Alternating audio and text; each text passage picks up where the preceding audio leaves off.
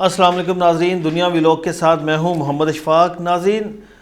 فیصل آباد کی تحصیل جڑاوالا میں مسیحی برادری کے ساتھ پیش آنے والا واقعہ محض ایک واقعہ نہیں ہے، بلکہ یہ ایک بہت بڑا سانحہ ہے۔ اور اس روز جڑاوالا میں جو کچھ ہوا اس حوالے سے نہ تو ہمارا دین اس کی اجازت دیتا ہے اور نہ ہی ہمارا آئین پاکستان اس کی اجازت دیتا ہے۔ اس حقیقت کے تناظر میں جہاں حکومت اور ریاستی اداروں نے بروقت اقدامات کر کے متاثرین کی دادرسی کی، تو وہیں ملک کی سب سے بڑی عدالت کے نامزد چیف جسٹس قاضی فائز عیسیٰ، جو کہ 17 ستمبر کو بطور چیف جسٹس پاکستان عہدے کا حلف اٹھائیں گے، انہوں نے آج اپنی اہلیہ کے ہمراہ جڑاوالا کا دورہ کیا۔ اور اس موقع پر جسٹس قاضی فائز عیسیٰ نے جڑاوالا کا دورہ کر کے ایک ایسی مثال قائم کی جس نے مسیحی بھائیوں کے ساتھ ساتھ پوری دنیا کو 2 پیغامات دیے۔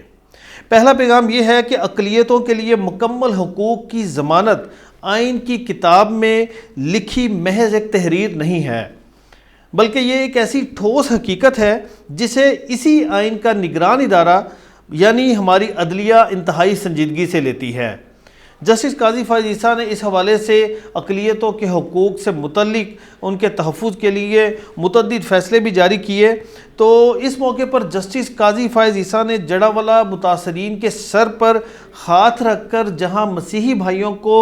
یہ احساس دلایا ہے کہ وہ دکھ کی اس گھڑی میں مسیحی بھائیوں کے ساتھ ہیں، اور اس کے ساتھ ساتھ انہوں نے شرپسند عناصر پر بھی یہ واضح کر دیا کہ ریاست کسی بھی طور پر اقلیتوں کے خلاف پرتشدد کارروائیاں برداشت نہیں کرے گی۔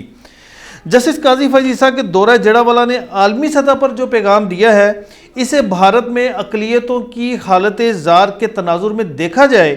تو اس دورے نے پوری دنیا پر یہ واضح کر دیا ہے کہ پاکستانی حکومت اور ریاست اقلیتوں کے ساتھ زیادتی کرنے والے مٹھی بھر عناصر کی بھرپور مذمت ہی نہیں، بلکہ ان کے خلاف سخت ترین قانونی کارروائی کی پالیسیز پر عمل پیرا ہے۔ جبکہ اس کے ساتھ ساتھ اگر ہم اس کے مقابلے میں اگر بھارت میں مسلمانوں کے خلاف مودی سرکار کے جاری ظلم و ستم کا جائزہ لیں تو ہمیں یہ محسوس ہوتا ہے کہ وہاں یہ سب کارروائیاں بھارت کی جو ریاستی ادارے ہیں ان کی سرپرستی میں ہو رہی ہیں، جبکہ مودی سرکار کے جو وزراء ہیں اور انتظامیہ مسلمانوں کے قتل عام اور تشدد میں ملوث شدت پسندوں کے خلاف کارروائی کرنا تو دور کی بات، ایسے واقعات کی مذمت تک نہیں کرتے۔ اور دوسری طرف آپ نے دیکھا کہ جڑاوالا میں جیسے ہی یہ واقعہ ہوا اور یہ واقعہ منظر عام پر آیا تو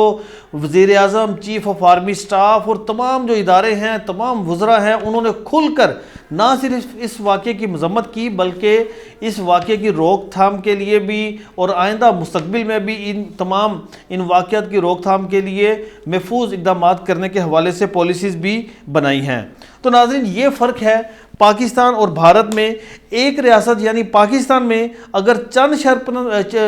شرپسند عناصر اقلیتوں کے خلاف جرائم کا ارتکاب کرتے ہیں تو پوری ریاست کی مشینری اقلیتوں کے تحفظ کے لیے اپنا آئینی کردار ادا کرنے میں پیچھے نہیں ہٹ رہتی۔ جبکہ دوسری طرف بھارت کا مکروہ چہرہ اگر دیکھیں تو مذہبی اقلیتوں کے خلاف جاری ظلم و ستم در حقیقت ہوتا ہی ریاستی سرپرستی میں ہے۔ تو یہ فرق ہے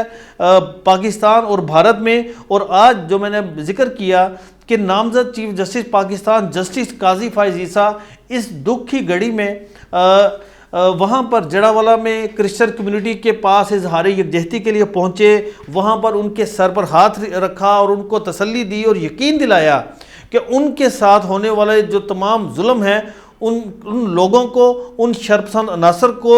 ان کے خلاف قانون کے مطابق سخت سے سخت کارروائی کی جائے گی اور ان کے ہر طرح کے حقوق کا جو تحفظ ہے وہ ہر صورت کیا جائے گا۔ تو اس حوالے سے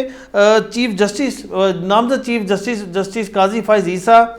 17 ستمبر کو اپنے عہدے کا حلف اٹھائیں گے، اور جیسا میں پہلے بھی کہہ چکا ہوں کہ 17 ستمبر کو ایک